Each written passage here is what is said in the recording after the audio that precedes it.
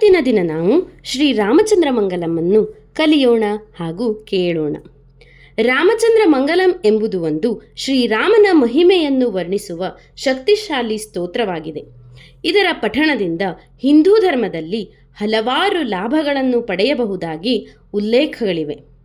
ಆಧ್ಯಾತ್ಮಿಕ ಶಕ್ತಿ ಮತ್ತು ರಕ್ಷಣೆ, ಮನಸ್ಸಿಗೆ ಶಾಂತಿ, ಆರೋಗ್ಯ ಮತ್ತು ಸಮೃದ್ಧಿ, ಹೀಗೆ ಹಲವಾರು ಲಾಭಗಳನ್ನು ಪಡೆಯಬಹುದಾಗಿದೆ.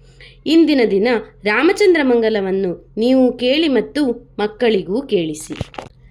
ರಾಮಚಂದ್ರಾಯ ಜನಕ ರಾಜಜಾ ಮನೋಹರಾಯ ಮಾಮಕಾಭೀಷ್ಟದಾಯ ಮಹಿತಮಂಗಲಂ ಕೋಸಲೇಶಾಯ ಮಂದಹಾಸದಾಸಪೋಷಣಾಯ ವಾಸವಾದಿವಿನುತಸದ್ವರಾಯ ಮಂಗಲಂ ಚಾರುಮೇಘರೂಪಾಯ ಚಂದನಾದಿಚರ್ಚಿತಾಯ ಭಾನಕಟಕಶೋಭಿತಾಯ ಭೂರಿ ಮಂಗಲಂ ಲಲಿತರತ್ನಕುಂಡಲಾಯ ತುಲಸಿವನಮಾಲಿಕಾಯ ಜಲಜಘಟಕದೇಹಾಯ ಚಾರುಮಂಗಲಂ ದೇವಕೀಸುಪುತ್ರಾಯ ದೇವದೇವೋತ್ತಮಾಯ